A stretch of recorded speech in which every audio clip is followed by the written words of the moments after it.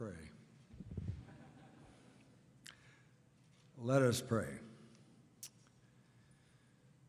Dear Father in heaven, we give you thanks for this day. We thank you that we are able to gather in this place to build friendship and relationship and to work together for a better, more hopeful future for our country. We ask your blessing upon all of us, upon our president,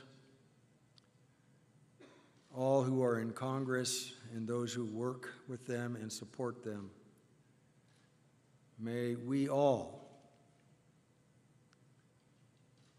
use our gifts and our skills to do the best good for all of your people, most especially all Americans, but because of whom we are, for all the world. May everything we do be for your greater honor and glory. And we ask your blessing upon this gathering and upon the meal we are about to share.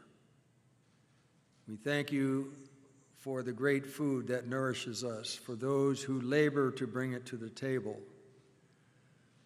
those who are of service so that we might share in your bounty. And keep us mindful always of those who are less fortunate than we are, those who have not companionship, have not friends, and this day have not enough to eat.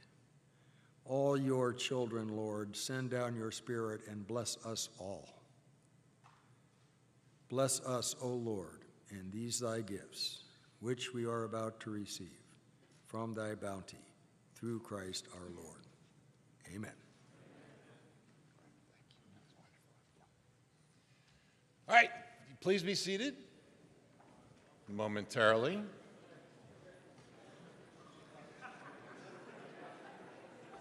It is my honor, could I have your attention? It is my honor to welcome the chair of the House Republican Conference, Liz Cheney.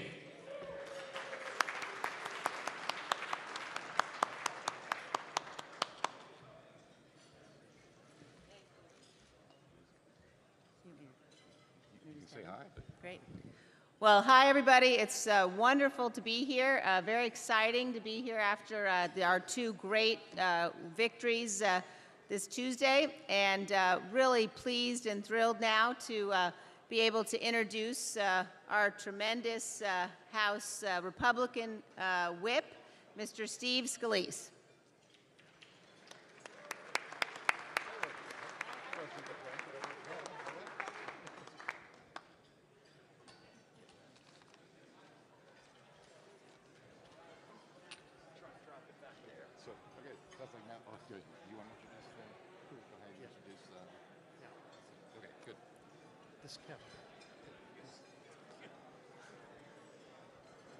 All right, friends, this is going to be a great evening, a lot of fun. Really excited to hear from the President of the United States. Donald Trump is doing a great job. But to introduce our president, are y'all ready to hear our president? Y'all better do better than that, and I know you will, but to get everybody really focused on what's at stake, who's leading the charge to win back the House. Our House Republican leader, Kevin McCarthy.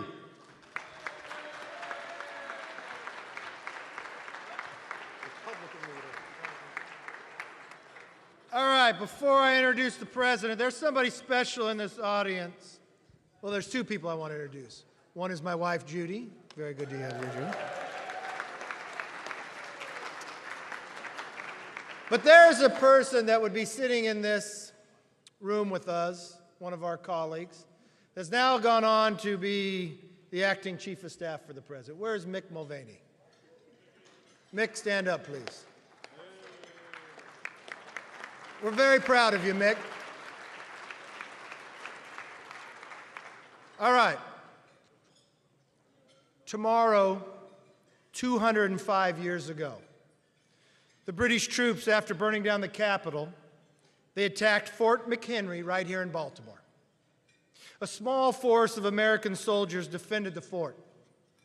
Like the rest of our country's patriots, they fought for freedom, for liberty, and against tyranny. The odds against them were vast, but they did not break under the onslaught of the British bombs. No, the next morning, they lowered their tattered battle flag, and in defiance, they raised a large 30 by 40-foot flag in its place. The message was clear to all to see. Fort McHenry was still standing. The values that its defenders fought to protect were still standing. And not just standing, they were victorious. Francis Scott Key witnessed this special moment, inspiring him to capture its significance in a poem whose lyrics later became the Star-Spangled Banner.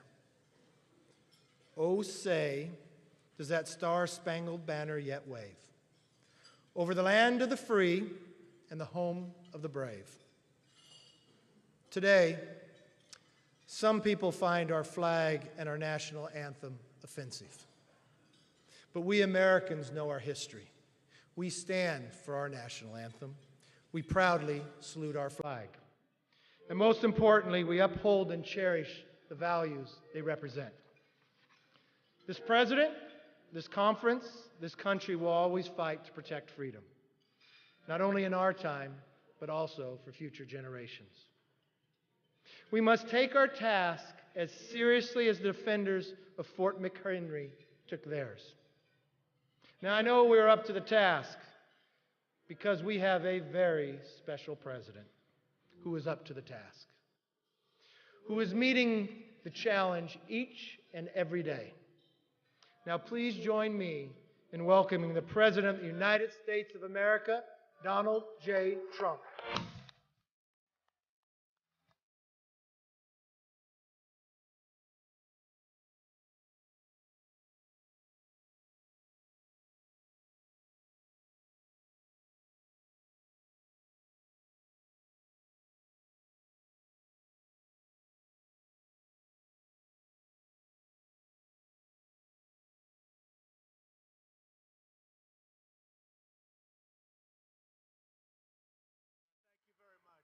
Thank you, everybody. That's some group. Some group.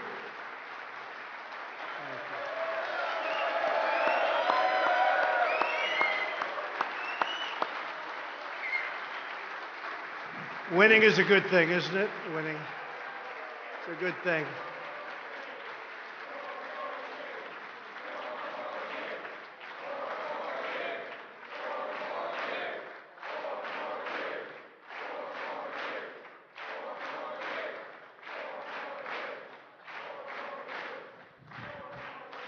Thank you very much. Thank you. That's fantastic. A lot of power in this room. Wow. A lot of power. Thank you, Kevin, for your friendship and for your devotion to our nation. I'm delighted to be here with so many terrific Republican members of Congress. You really are terrific people. I especially want to thank our amazing leadership team, Republican whip and one of the bravest men I know, Steve Scalise. Steve, thank you very much. Conference Chair, Liz Cheney. Thank you, Liz.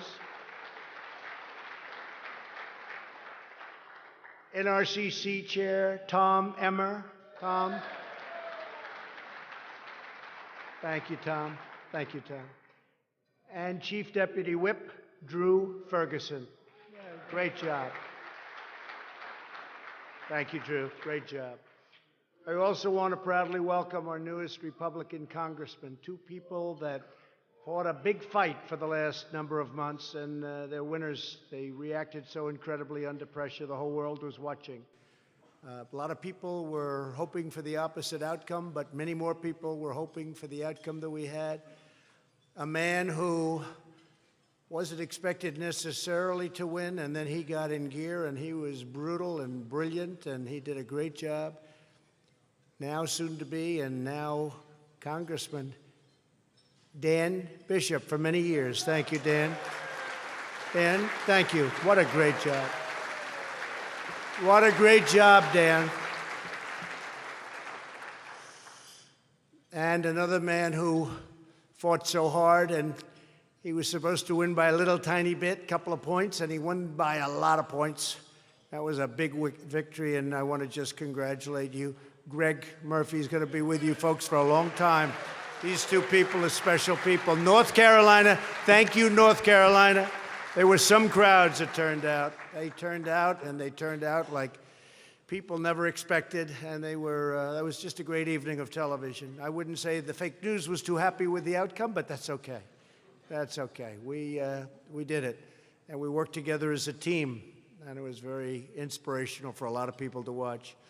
Everyone here tonight has a critical role to play at the vital crossroads of our nation. Democrats in Congress have embraced an extreme, destructive, and dangerous agenda, radical socialism and open borders. Democrats are determined to replicate the most catastrophic failures of world history right here in the United States. They've never learned. They haven't watched. Each of you in the House Republican Conference is on the front lines defending American freedom, American security, American prosperity, and the American way of life. You're the ones, you're doing the defense.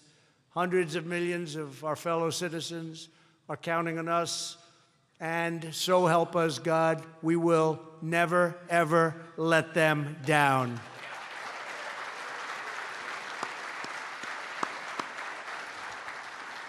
Together, we're going to fight historic battles, and we have historic battles ahead of us. Going to make our country even greater. And we're going to win overwhelming victories for the American people. The spirit that we have in the Republican Party, I don't believe has ever been this high. Over the past 2.5 years, we've already delivered unprecedented progress for citizens of every background and every walk of life. Now we must go directly to the American people to share the story of what we have achieved and to explain our bold vision for the future. Working with Republicans in Congress, we slashed 30,000 pages of regulations from the Federal Register. And that is an all-time record, and we did that in a lot less years. That's an all-time record no matter how long a president served.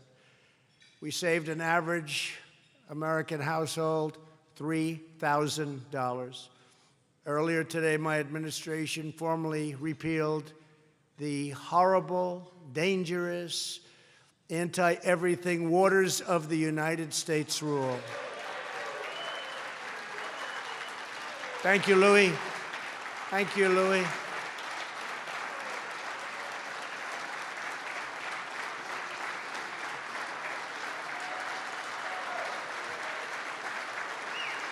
Thank you. I always say the only thing that had going for it that was good was the title. I said, I'm the only one that would sign this.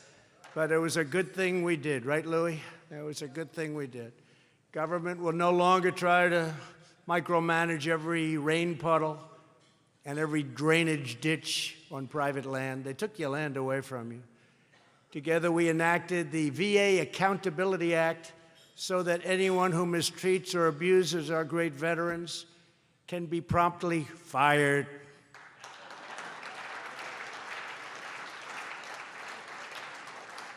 There was a time you couldn't fire anyone, no matter how they treated our veterans, whether they stole or they were sadists, and we had some of them too. You couldn't fire them, and now we can do it very, very quickly and easily. They don't treat our veterans well. We get them out. Since then, we've removed more than 7,600 employees who failed to give our vets the care that they so richly deserve.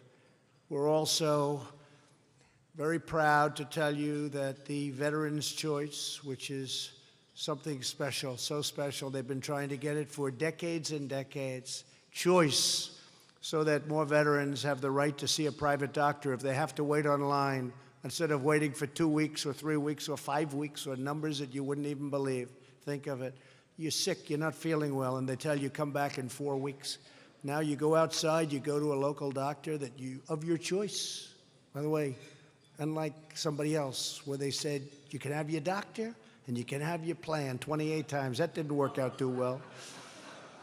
You go out, you see a doctor of your choice, we pay the bill, and it's been an incredible thing. I'll tell you, what's happening at the VA has been really something special. If you look and you just see it. All you used to see and read about is how bad the VA was run, how horrible it was, and you don't hear those stories anymore. Now, you know, what will go is these people will run out, and they'll start trying to find somebody who is unhappy, thousands and hundreds of thousands of people. Who's unhappy? Please call us immediately. And that's the problem. But I will tell you, people are really happy. What we've done there is incredible. We achieved record funding to restore the awesome might of the American military, $700 billion last year, $716 billion this year. And now just approved, thank you very much, $738 billion next year. More money by far than ever before.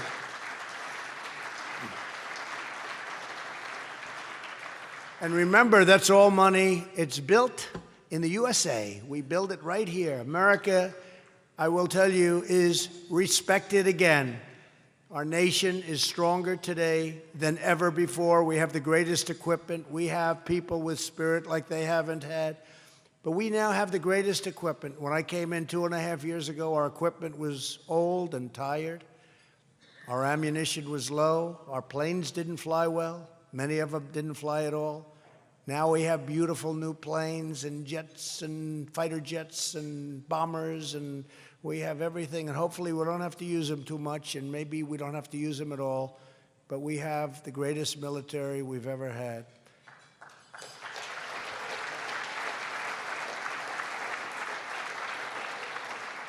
And together, so importantly, we ended the last administration's heartless war on American energy. For all of the folks in Texas, we got a lot of you tonight. You're very happy, and plenty of other places, but you're very happy.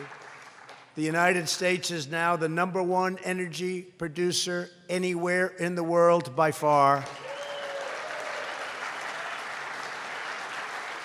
For the first time in more than 60 years, this just happened, we are now a net exporter of American natural gas. And we're ending decades of foreign energy reliance to unleash the blessings of American energy independence. We are really, if you look at what's going on in certain countries in the Middle East, and you look at the straits, and you see the ships, and they're being taken, and they're being, not too often, by the way, because frankly, Iran is a much different country than it was 2.5 years ago. But they were saying, we don't see any American ships. There are no American. Number one, they wouldn't take them. They better not take them. And number two, we don't have too many there. We used to be flooded. We used to get everything there. And now it's a whole different story. We're very energy independent. We've invested billions of dollars to combat the opioid crisis and those struggling with addiction to find access to treatment, education, and employment, a tremendous problem. We've had tremendous success with opioid. Not that it goes away, but we're looking very strongly for something that can really take away the pain, just take away the pain without being addictive. And we're getting very close, but this is a brutal, people go into the hospital for a week and they come out drug addicts. They come out addicted. It's a terrible thing, but we're working very hard and we're getting very close. Finding a painkiller that's not addictive. For the first time in 3 decades, drug overdose deaths have declined. Think of that, over 30 years. First time. Thanks to the entire Republican team in Congress, we passed the biggest tax cut and reform in American history.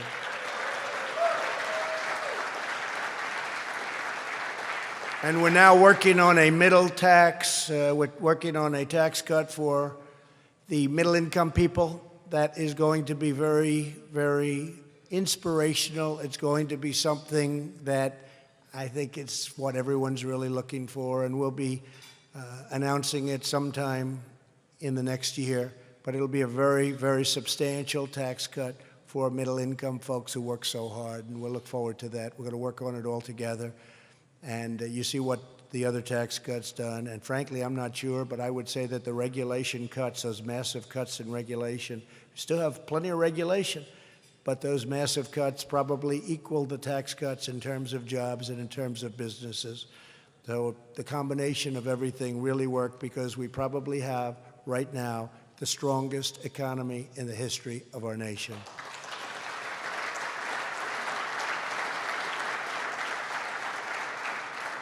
And where the media is trying to begging, oh, they want a recession so badly. Oh, the word. And every time they go after us, you notice the market goes up. It's the craziest thing. You're going to have to explain this one to me. But we're doing great. We're very close to having another stock market record. Went up again today. And we had, I think it's over 100 records. In other words, days where the stock market hit in the history of our country all-time highs. I think it's over 100. I'll get you the exact number, but it is really something. And we are very close. And after, about 3 weeks ago, if you listened, it was like doom and gloom. I don't think they believed it, but that's okay. And I will tell you, we're doing very well with China. China would like to do something. We're taking in billions and billions of tariffs, and they're eating the cost. This is not being borne very much by us. They're eating the costs. But we're taking in billions and billions, money flowing in. We've never taken in 10 cents from China. And they want to do something, because their supply lines, their supply chains are being broken like toys. And people are leaving, and millions of jobs in China are being lost. And we don't want that, but we want a fair deal. We lowered our business tax from one of the highest in the world to one of the most competitive. Since that law was passed, nearly $1 trillion have returned to our shores. $1 trillion. It was part of what we did. We doubled the child tax credit.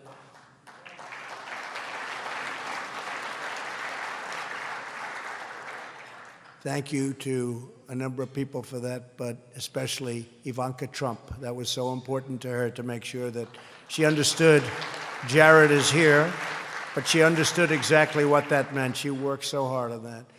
We created opportunity zones to revitalize distressed communities. Tim Scott was fantastic, and so many other senators. They worked with us so hard on that, but Tim Scott in particular really worked hard. South Carolina, and we thank Tim. But they are doing numbers that nobody believed possible, the opportunity zone. So much money is going into areas where it would never see money and hasn't seen it in a long time. We eliminated Obamacare's cruel and unpopular individual mandate.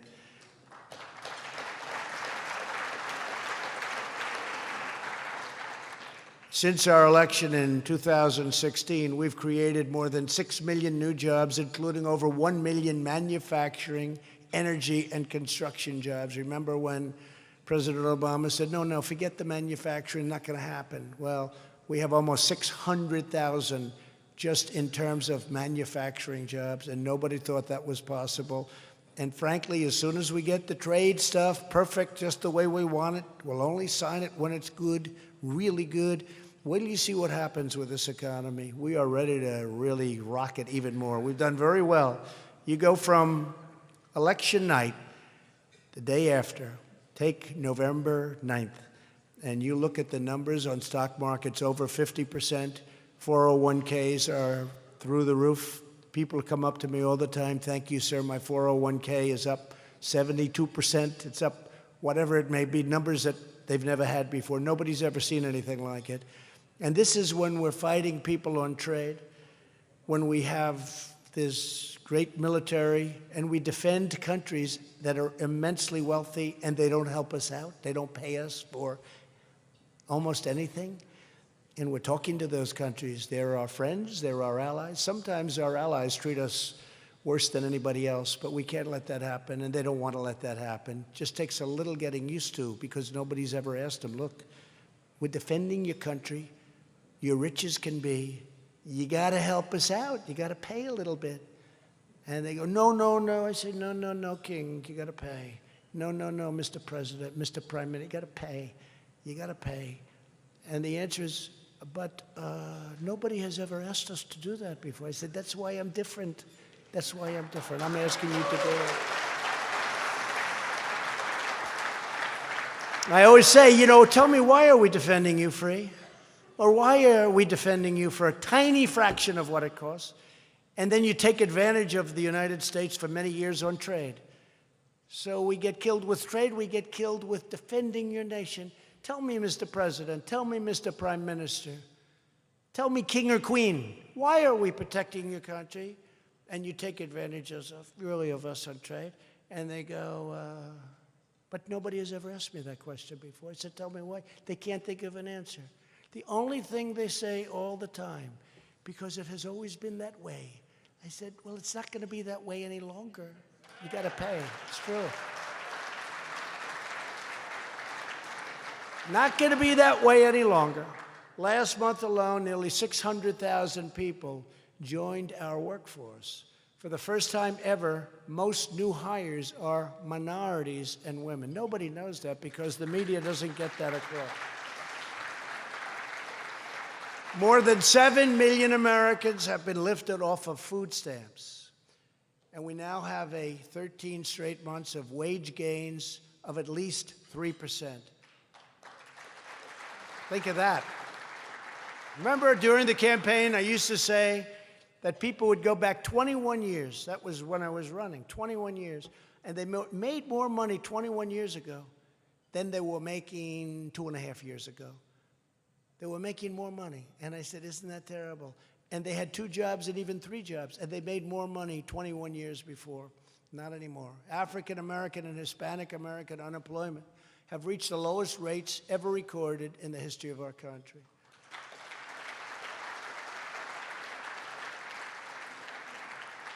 I wonder if that will be mentioned tonight during the debate. I don't know. I have a feeling. What do you think, Steve? I don't think so. Kevin, you think they'll be talking about that? I don't think so. That's a good debate point. As they hit me left and right, I'll say African American unemployment is the lowest it's ever been. And just leave the stage. Say thank you very much. Good luck. But another good one is that African American and Hispanic American poverty rates have also reached the all-time, in our history, record lows. I mean, how do you lose this debate? How do you lose the debate? That's a tough one to beat also. Our pledge to the American worker has already secured commitments for 13 million employment and training opportunities for American citizens. We have these great companies, greatest companies in the world, and they're training people. Government can't really train them. We're training people through these incredible programs where we're going to these unbelievable, Walmart as an example, and so many others. We're going to the companies and they're taking people and training them. We could never train them for that. Nobody can train them for that, only the company itself. 13 million people, and it's something beautiful to see. We gathered tonight to celebrate these extraordinary gains. We've done things that I don't think any administration has even come close in the first 2.5 years. We have done things that very, very few have even thought about doing. But we also meet to prepare for the coming fight, because the traditions and beliefs that have made the American dream possible are under attack like never before. You've never seen anything like it. I've never seen anything like it. House Democrats are pursuing the most radical far-left program ever put forward in that historic chamber. It's the Democrats and it's the media. We're fighting 2 battles. The Democrats and the media. It's as if they're one, because they are one. They're working together, they're colluding, and they're obstructing.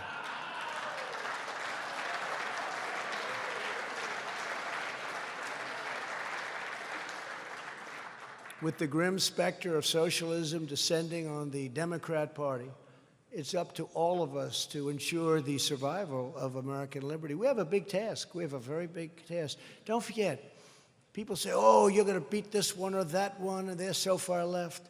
It's very hard to beat a socialist when you have a very wealthy country. We have a very wealthy country.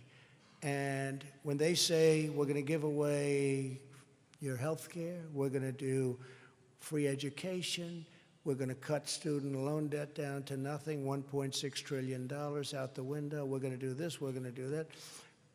Everything's given away. And then they say, oh, we don't have to raise your taxes too much. If you paid 5 times what people are paying right now, you wouldn't come close. And, you know, we're working very hard on a place called Venezuela. 15 years ago, it was one of the wealthiest countries in the world. And today they don't have food. They don't have water.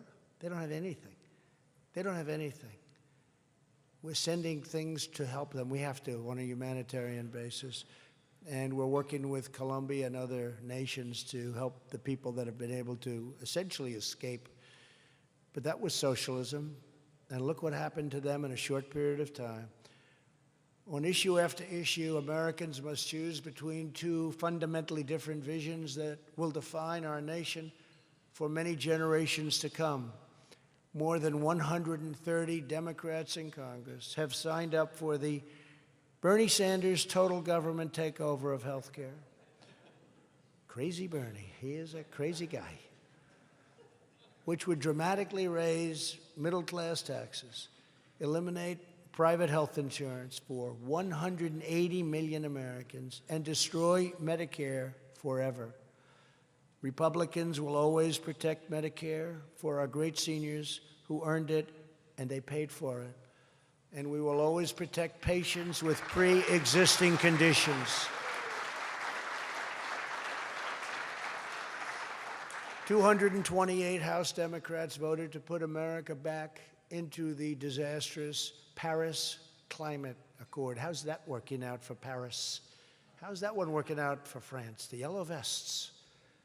They didn't like all that money being sent to people that they never heard of the country from which they came. And hasn't been working out well, but that would have been a disaster for us. It would have cost us a tremendous fortune. They were going to take away our wealth. They were going to say we can't do certain businesses.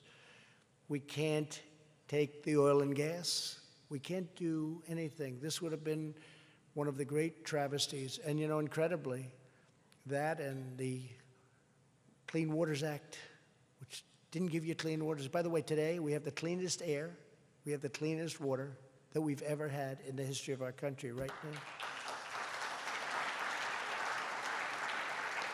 And just for the press, because they'll get me on that one, I'm thinking, let's say the history of our country over the last 25 years. You know, I would say that the first few years they probably had cleaner air and cleaner water because there was nobody here. So I have to be very accurate. But they'll put it on anyway. They won't put, right, Louis? They won't put the second part on. They won't put the explanation on. But we do. We have clean air. We have clean water. The Paris Accord would do nothing to improve our environment. It would only punish our country while foreign polluters operate with impunity. Isn't it incredible? You look at China, you look at India, you look at Russia, you look at so many other places. The smokestacks are pouring out, everything's pouring out. And I want to be clean, and we're going to be clean. But isn't it sort of naive? And then they talk about plastic straws. I said, what about the plate? What about the wrapper that's made out of a much tougher plastic? What about all the other plastic? Well, we haven't gotten to that, just straws. That's the only thing we're worried about. Someday you'll explain that to me, Louis.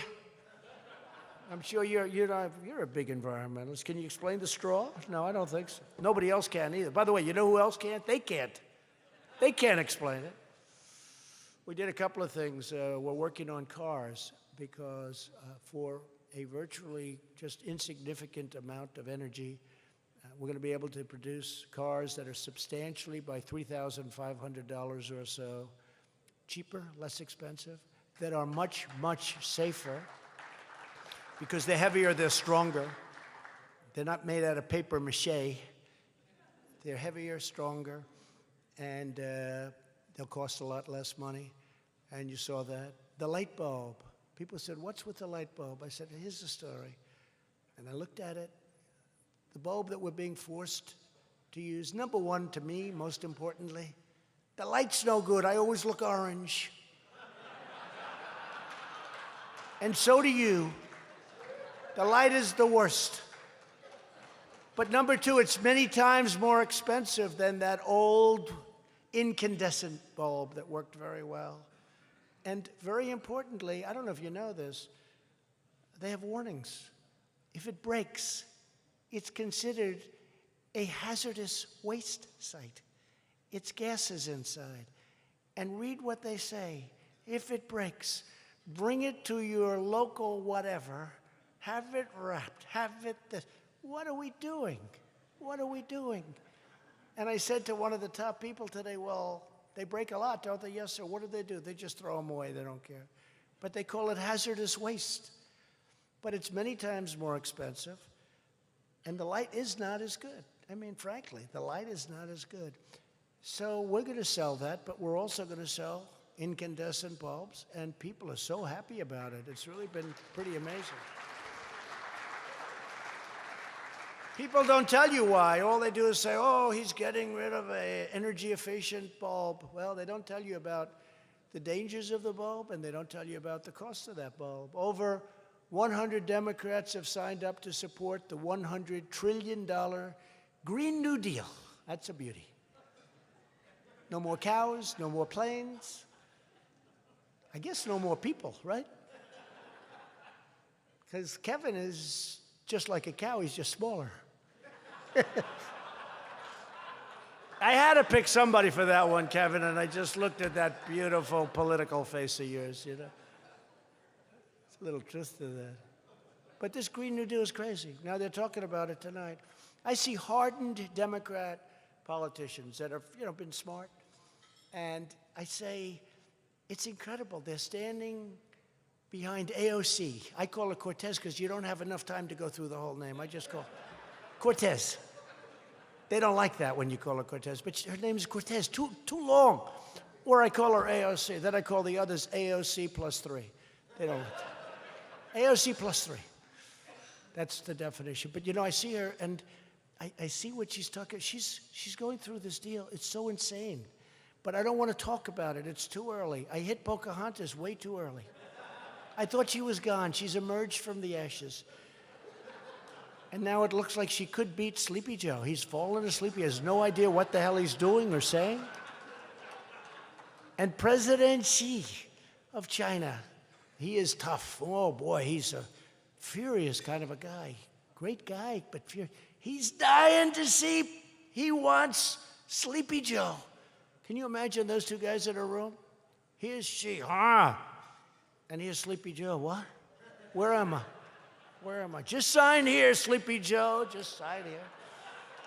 Like you guys have been doing for the last 25 years. Let us keep taking $500 billion out of your account. Let's keep rebuilding China with America's money. That's stopping. A lot of things are stopping that are bad and foolish, crazy. But we won't let Democrats obliterate domestic industry and cripple working-class families with sky-high energy prices. Democrats are proposing to pack the courts with lawless activist judges. We have one. We have many. Look at some of these rulings. But lately, we're doing well. Lately, we're doing well. And today, I signed the 150th judge, federal judge. Think of it, 150, including Court of Appeals and 2 great Supreme Court justices. Think of that. And yesterday, coincidentally, we just won the asylum case, the big one, the big one. And we won it in a vote of 7-2. So that wasn't a very close one, Kevin. 7-2. And to me, so importantly, because we want to build that wall, we're going to build that wall, and we are building that wall because 3 months ago, we won the case on the wall. So that wall is being built, and it's being built rapidly. And we hope to have as much as 500 miles of wall built by the end of next year. 500 miles. That's a lot. That's about what we want.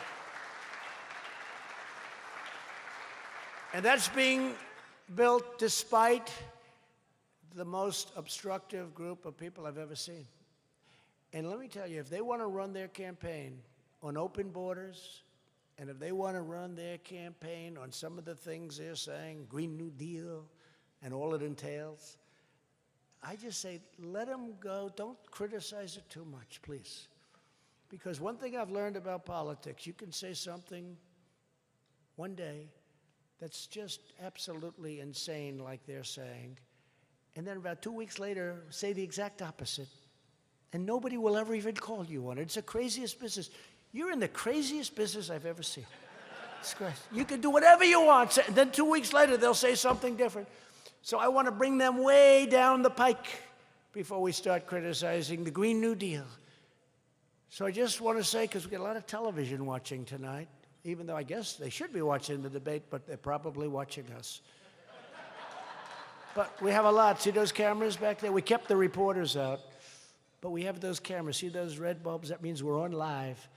But I will tell you this, the Green New Deal, we just want that thing to go as long as it can. Because anybody that can win office promoting the Green New Deal, they deserve to win. They got to be really good. They got to have the greatest line of crap anybody's ever had in the history of politics. Their delivery has to be perfect. Sometimes, unfortunately, delivery is more important than what you say, and theirs has to be. And I've always said about the Democrats, they're lousy politicians, but they have one thing that's incredible. They stick together. And you people have to stick together. And you do, I know you. We have more spirit with our congressmen and women than we've ever had, that I see. And you're in a small, you're just a little short of taking the majority. And you're going to take it. You're going to take the majority.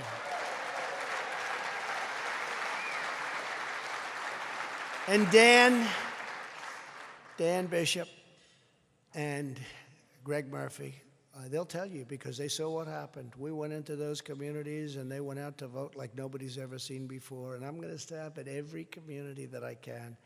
We're going to make a list of 50 or so, and we'll stop there. I got a lot of energy. That's good. If you don't have the energy, you can forget that one. Hillary should make 2 stops and she'd say, I got to rest for a couple of weeks. Let me rest for a couple of weeks. No, she didn't like stairs. She didn't like airplanes. She didn't like a lot. She said, I don't have to go to Wisconsin to campaign. Her husband, Bill, who's a pro, said, you know, I saw what they're doing in Wisconsin. I don't like it. There's a lot of those Trump and Trump Pence signs out there. There's a lot of them. I don't like it. Don't worry about it, darling. Wisconsin's going to be just fine. The winner of Wisconsin is Donald Trump. There's a lot of signs, he said. In Michigan, there's a lot of signs on the lawns. I was there. There's signs all over the place. You got to go back to Michigan more often. No, you don't understand. Michigan hasn't been won for decades by a Republican. My people tell me we're great. I don't know who her people were. Now that's called, if they ever threatened me with that I colluded with her people, that I could understand. That I could understand. Because they told her, don't go back to Michigan, darling, you're okay, don't go back. Donald Trump has won the great state of Michigan. Donald Trump has won great state of Pennsylvania, great state of North Carolina, the great state of Florida, the great state of South Carolina. Remember they said we were going to lose Texas. They didn't say that. You know, look, they're crooked as hell. But they did say, remember? They said Texas is in play. So being somewhat new to the game, like having done it for about 3 months, I said, let me ask you a question. What does it mean when they say it's in play? Sir, that means it's too close to call. Well, I'm like 6 or 7 months out there saying Texas is in play. So I said, I don't think so. I went to make a speech. We had a line that was miles long. I don't think so, and everybody else was telling me. A great guy got on in Texas, and he's wearing this big cowboy hat, this beautiful hat. I wish we could wear him. Nobody would ever look at my hair and criticize me. I'd wear that hat. I'd never take it off. You ever notice in Texas, they sit down and have breakfast here. They wear the hat. I like that. I would do that. I don't have to worry about hairspray. I don't have to worry about my hair blowing, beautifully blowing in the wind. And this guy's on television, big, strong Texas guy. And they asked him about the race being so close. This is like 5 months before the election. He said, I don't know where you come from, but I come from Texas. And I'll tell you a couple of things, but one of the things I'll tell you for real, this race ain't close at all. Trump's going to win by a lot. So we get to the evening, and they're saying Texas is in play. It's too close. The polls close at 8 o'clock. Now, unless you have a huge commanding lead, you know, it takes an hour, 2 hours, 3 hours before they predict, right? Before they say who won. And the polls close. The polls have closed in Texas. Donald Trump has won the state of Texas. And for like 6 months, and then today I heard it again. I think it was boot edge edge. Boot edge edge. They said, think of it as boot and then edge edge, because nobody can pronounce this guy's name. Nobody. Boot edge edge. They say boot edge edge and Trump. What I've done for energy, if anybody beat me in Texas, I don't think anybody can beat me. I don't think Rockefeller can beat me in Texas. The real Rockefeller, the first Rockefeller, I think he'd have a hard time beating me in Texas. But anyway, they said, boot edge edge. Do you believe this guy? He's doing a rotten job running his own city. Lousy job. But they say Buttigieg is 2 points up in the state of Texas against President Trump. I said, I don't think so. I don't think so. No, I don't worry about that too much. What do you think, Louis? Who's winning Texas? You think Buttigieg is winning Texas? I've had him up to here. Democrats care more about illegal aliens than their own constituents. Republicans know our duty is to represent American citizens. Democrats voted against Kate's Law. How about what's Kate's Law? How about this? And now they even threw out the charge about gun possession, which was like the smallest. He got away with murder, got away. Can you imagine? But it's not over yet. Not over yet. What a horrible thing took place in San Francisco with that incredible, beautiful young woman holding her father's hand and saying, Daddy, Daddy, what happened? Can you imagine the shock of it? That's just incredible. And this lowlife gets out. And people all over the world see that, and they say, what the hell is wrong with the United States of America when they see that? Last year, more than 80% of House Democrats refused to support our heroes, ICE. And nearly every House Democrat voted in favor of sanctuary cities allowing illegal aliens with severe criminal records to terrorize innocent communities. And these two guys were tremendously successful in North Carolina because all we kept doing is saying, the governor and all of these Democrats, right, Dan? All of the Democrats want sanctuary cities, and they let somebody out fairly recently, and that somebody wreaked havoc. I won't even tell you it was so horrible, but wreaked havoc in a community. Instead of taking them, giving them to ICE, we would have done what you had to do. But I'll tell you, the folks at ICE and Border Patrol and law enforcement, they're not treated properly, and we respect them. Most Americans really respect them.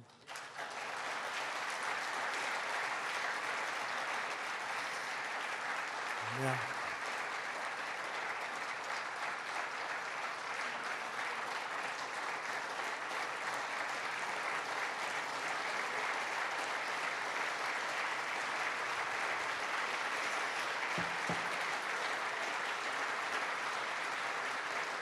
You know, we have MS-13 coming in. These are the toughest people you've ever seen, but they're not as tough as ICE.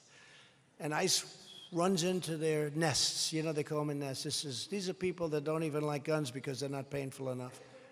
They take young women, they slice them up with a knife. They slice them up, beautiful, young, in a case, 2 16-year-old young girls walking home from school. They took them and they sliced them up because it was more painful. They killed them.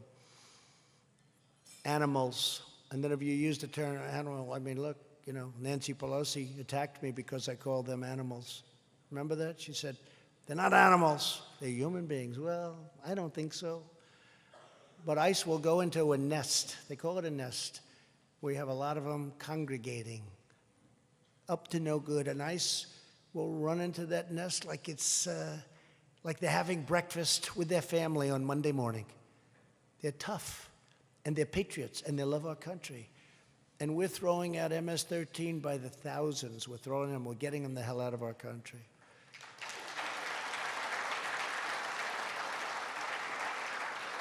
And even tough sheriffs say, you know, sir, better that they do it. And I agree with them.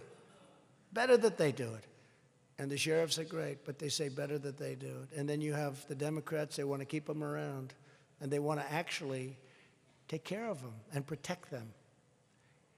And I don't know, if you tell me that's good politics, and I don't even care about the politics, but it's so bad for our country. But if you tell me you can win with that, with open borders, with no ICE, you don't have ICE, this country would be overridden. We take out thousands of people, bad people, really bad people. Public servants make a sacred pledge to defend the nation and its people. Politicians who support sanctuary cities have forsaken this solemn vow, instead of making a shameful pact to shield and harbor criminal fugitives at any cost. They will do it at any cost. But I'll tell you, people in California, and I see it more and more, they don't want sanctuary cities. It's the politicians that want them. A lot of the people are revolting in different communities. They don't want sanctuary cities. They want to be safe. They can't be safe with sanctuary cities. They're protecting, in many cases, criminals. In July, Montgomery County, Maryland, declared itself a sanctuary city for criminal aliens, forcing local jails to release these dangerous inmates instead of safely handing them over to ICE. Just hand them over to ICE. ICE will take care of the rest. Less than 2 months later, 8 illegal aliens have already been arrested for rape or sexual assault of a minor. Last month, local officials in Montgomery County released an accused criminal alien rapist back onto the streets, defying ICE's very powerful request to turn him over to them. In March, local officials in Durham County, North Carolina, ignored ICE and released an illegal alien arrested on felony robbery charges. A short time later, that same illegal alien was charged with murder of a 19-year-old woman in Georgia. This is happening, by the way, over, these are stories, I could give you these stories all day long. I love the angel moms. I just love those women. I got women and families, but I got to know a lot of them, what they've suffered and how they've suffered. And they're scorned by the radical left. They're scorned. Who could scorn a person who lost their daughter, put in an ash can and burned, stuffed into an ash can and burned? And they find the person, and it's like, who could endure what they've been through? And it happens a lot. Few stories, it happens a lot. Far worse than what I'm telling you tonight. Far, far worse. Democrats believe our cities should be sanctuaries for violent criminal aliens. Republicans believe our cities should be sanctuaries for law-abiding Americans.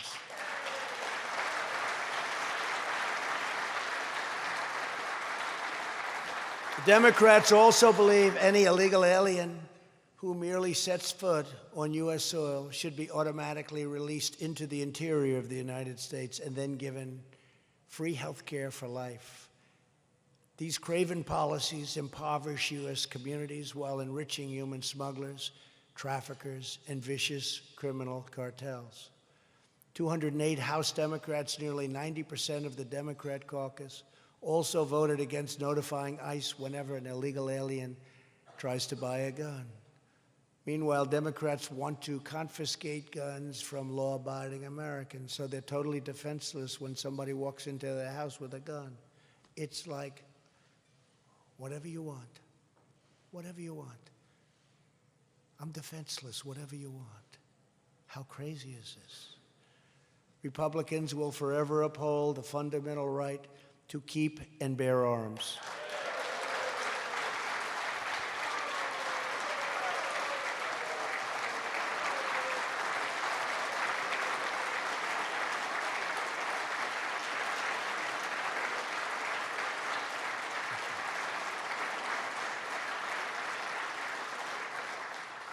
Thank you. The agenda of the Democrat Party is the demolition of the American middle class. because that's what happens. Our Republican agenda is to make our neighborhoods safer, our families stronger, and our middle class bigger and more prosperous than ever before. And we're on our way to doing it.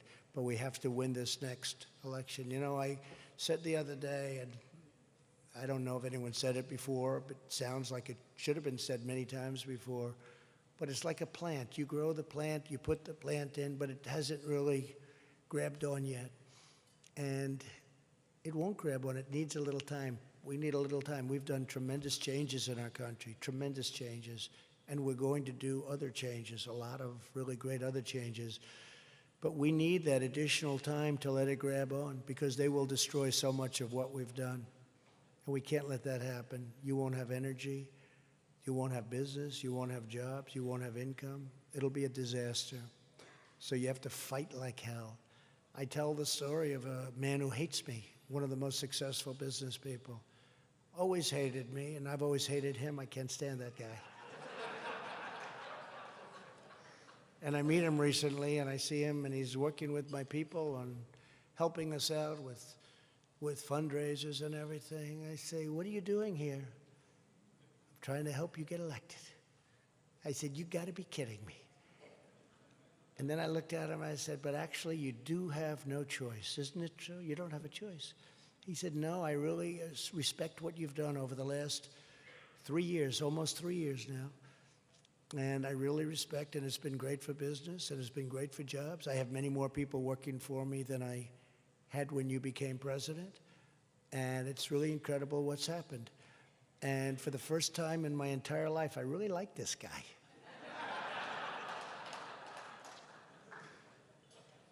Although he's a tough guy. He's a bad guy. But no, he's one of many. I go to audiences. I was joking one time recently. I walked up to him. I said, "Listen, I don't have to make a very long speech. You really have to elect me. Whether you like me or not, it makes no difference. Because our country will go to hell. If any of these people get in, it'll go to hell. So I'm going to leave now. Goodbye, everybody." And I joked. And then I came back and I told. But I said, "You know, I was joking, but I'm really not joking. You have no choice. Because whoever they put in, the saner they are, the worse they're doing. And whoever they put in, it looks like it's going to be a revolution to the left. They're going to take your money. They're going to take and very much hurt your families.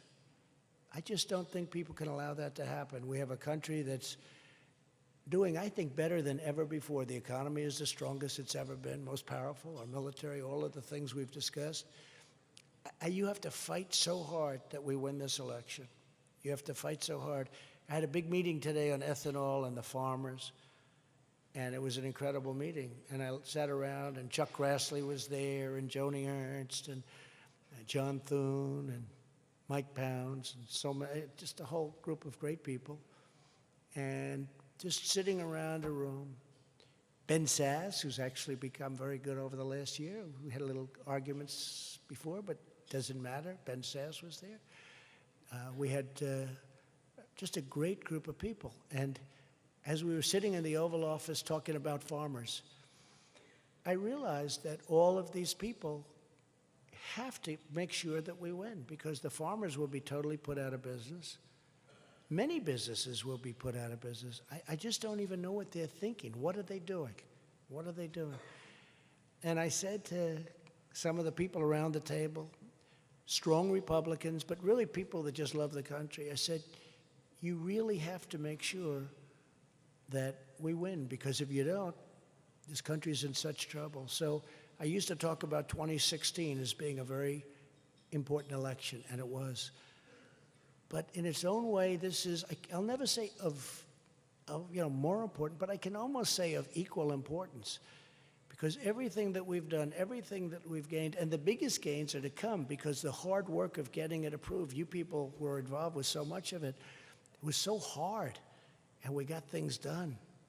I mean, those tax cuts, all the things we did are so hard. We would have had health care done, and we will get it done if we get back the House, and if we keep the Senate and keep the presidency, we'll get it done. We would have had health care done except for We had one little surprising vote late in the evening, but we would have had it done. We would have had it done, and we'll get it done. If we get back to the House, we're going to get it done as sure as you can be. But even on health care, we've done such a good job. And with the individual mandate and all of the other things we've been able to do. We're fighting for everyday citizens who work hard, pay their taxes, raise their children, follow our laws, serve our communities, respect our police, and believe in America with their every ounce, really, of their heart and their soul. We're fighting to protect their jobs, to defend their families, and to ensure their children can live the American dream. You know, the Republican Party is actually loved in this country, and I think in a certain way loved like never before, because they see that we're fighting for this country. We're fighting for what we grew up with, what the values that we want. The Republican Party, you know, some people probably take it a little bit for granted, but you really are. You're loved out there. I see it. I see it all the time. Whenever I saw it in North Carolina the other day. I'm backstage waiting to go on, and so many people have come up to me and they say, "Sir, thank you for saving our nation." Well, you're equal to me. What you've done is incredible. Some of the things that you've done in a short period of time is pretty damn incredible. A nation's first duty is to care for its own citizens, and that is why we're working to give the American people a high-quality, low-cost, and this is what's going to happen. We want a low-cost health care system with more transparency and more choice. You know, we're doing transparency. I think you've all seen that. And a man came in who's an expert. He's a tremendous, tremendous man who I have a lot of respect for. And he said, transparency. I said, explain transparency. Sounds very simple. And I got it done. This is where people can go to hospitals and price, and they can pick their doctor. He said, sir, this is bigger than any health care you can do. You watch. And it'll be put into effect. Secretary Azar, who's doing an incredible job, it'll be put into effect fairly soon. We signed it about 4 months ago. It's being worked out. People are able to go in and negotiate the prices. You know, you have these horror stories where a woman will cut her hand and go into a hospital. You don't ask how much, but they'll go into a hospital and have their hand, and then they'll get billed $5,000. And they don't have $5,000. The horror stories are unbelievable. And we went through it, and some of you were in the room when I did signings, but we're having transparency where you can have lists of prices. When you have some problem, they list it. You can go and negotiate prices. You can go to the drugstore and say, well, we want to see how much is that, how much. You know, right now you can't even do that. They don't let you do that, but now we do. And we've opened that up too. We've done a lot. Right to try is something we've done a great job. You people have. You have to see the results on right to try. But a person can be terminally ill in the old system, and we could have a drug that we know works, but it's still going to take another year or two of testing, and would tell the person, I'm sorry, we can't let you use that drug because it may hurt you. Well, you're going to die within 3 weeks or 4 weeks. You're terminally ill. They've wanted to do this for 45 years. And it's not as easy as all that. The country was worried that they'll sue the country. The doctors were worried they'd sue the doctors, sue the insurance companies, sue the pharmaceutical companies. I got everybody into a room. I said, listen, what we do is we sign an agreement where we guarantee, and a tough agreement, where you guarantee that we have no liability. The doctor has no liability. The pharmaceutical company has no liability, and various other things. He said, and everybody's happy. Then they said, well, we don't want them on the list. If a person is terminally ill, pharmaceutical companies, I understood that, we don't want them on our list because they do a list of success. And when a person is very, very sick, maybe toward the end of their life, terminally ill, we don't want that person on our list as a sample, as a test sample. I said, I understand that. So we're not going to have that person on your list. When you do this, we're not going to have that person on your list. We create a separate list of very, very sick, terminally ill people. But for your list, we're not going to put it. They said, wow, we like that. And we got it signed. And you have to see the success. People used to go to Asia.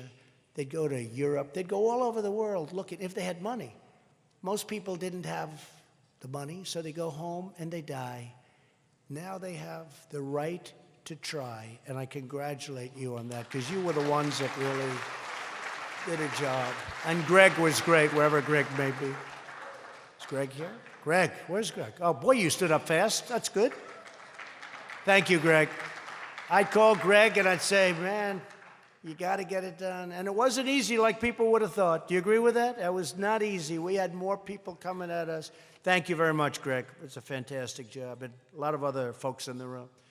That's why we're ending years of economic surrender, and we're confronting China's chronic trading abuses. For years, past leaders let China freely loot our economy, racking up trillions and trillions of dollars in costly trade deficits.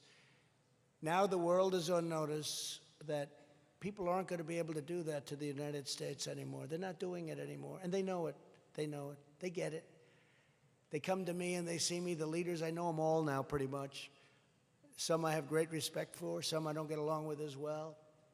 You know, there was a poll recently that Obama is much more popular in Germany than I am. I said, of course he is.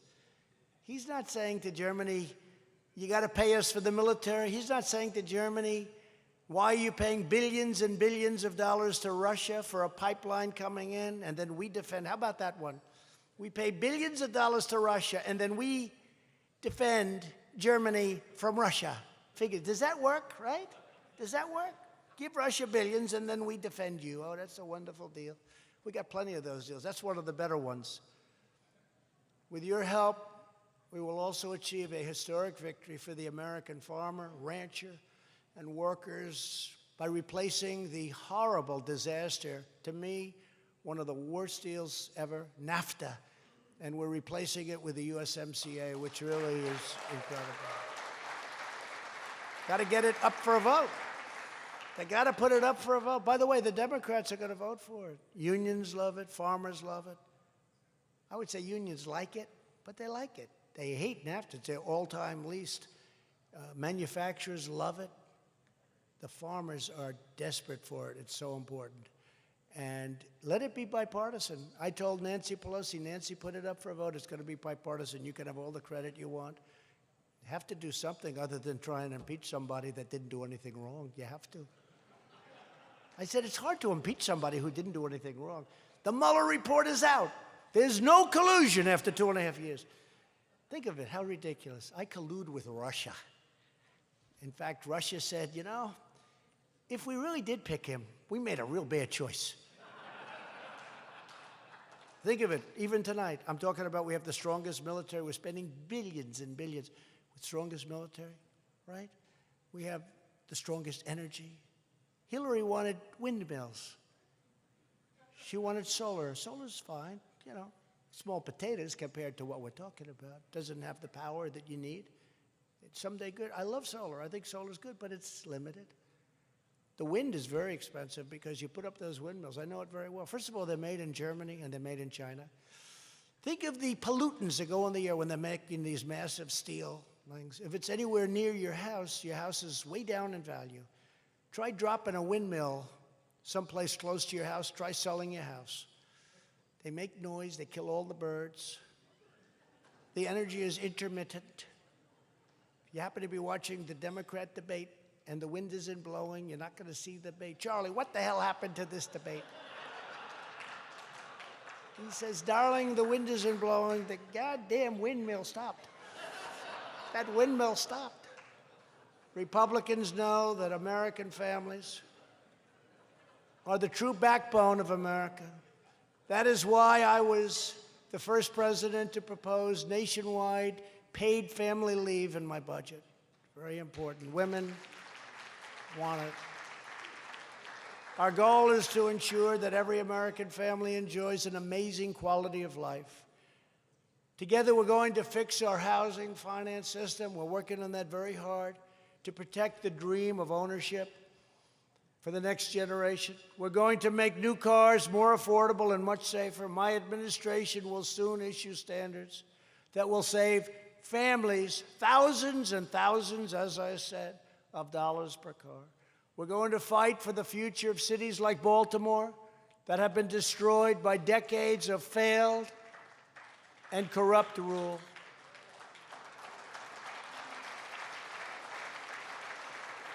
The left-wing agenda of total government domination, crushing regulation, crippling taxes, unrestricted migration, and I mean, think of this.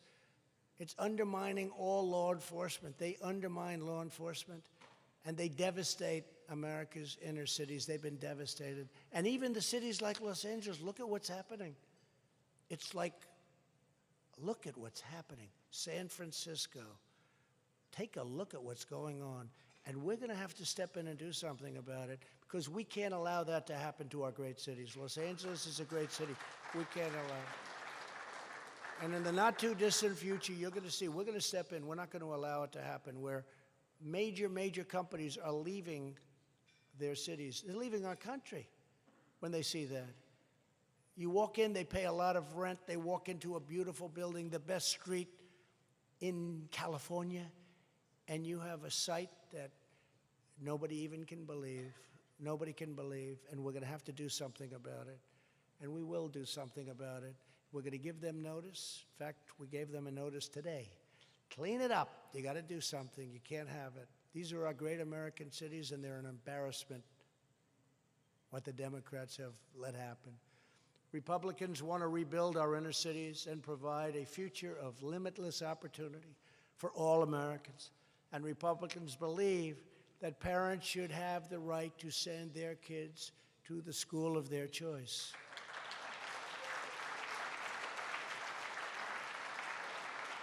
So just in concluding, in everything we do, Republicans are fighting for the values that bring us together as one nation under God. We support, protect, and defend the Constitution of the United States. We stand up for the heroes of law enforcement. We reject globalism, and we embrace patriotism. We believe that there is no treasure on earth more valuable than our American citizenship. We believe that children should be taught to love our country, honor our history, cherish our heroes, and always respect our great American flag. These are the values that unite us tonight. These are the values that bind our country. These are the values the American people share deep in their souls, and these are the values that Republicans will champion all across the land, and that's what's happening, and that's why people love what you're doing. That's why people are loving the Republican Party again. Our task is to be confident in these truths, certain of this vision, bold in our actions, and forever loyal to the citizens we serve. If we stay true to our mission, and we have to stick together like they do. They got nothing else on us. But like I said, they stick together. If we remain firm in our convictions, if we always put America first, then there will be no limit to the progress that we will make, no bounds to the good that we will do, no ceiling on the heights that we will reach, and no end to the victories we will achieve. We will win, win, win, and we will keep on winning. You know, I tell that story, and some people love it, and probably some don't, but I think they all love it. I'm going to win a place like, here we go. I'm going to use Dan as an example. I'm in North Carolina, and I'm going to say we're going to win again. We're going to win so much, right, Dan? We're going to win so much. We're going to win, win, win. And our country, you go back, and we haven't been doing so much winning with trade and with all of these different things. And I'm going to go to Dan Bishop, and I'm going to say, Dan, we're going to win. And they're going to come in to see Dan. They're going to say, please, please, stop the president from winning. We're winning so much. Dan, go visit. You're a new congressman. Go to the Oval Office. He respects you because unlike these other people, he doesn't know you so well, so you are still respected. And please see the president and talk to the president. Tell him to stop winning so much. We don't want to win so much in the great state of North Carolina. And I'm going to say, Dan, I'm sorry. I'm not doing that. We're going to keep winning, winning, winning. Right, Dan? We're going to keep winning, winning, winning. Congratulations. After all we've achieved and after everything that we've accomplished, our message is simple. The best is yet to come. The best is yet to come. Together, we will make America stronger and safer and prouder and greater than ever before. And I want to thank everybody for being tonight. You are a terrific group, and I know almost all of you. I like most of you. I know all of you. Now, you're a terrific group, and I think we're going to have a terrific long time together. And Kevin and everybody, I want to thank you. This was an incredible evening. Thank you very much. Great job. Thank you. Thank you.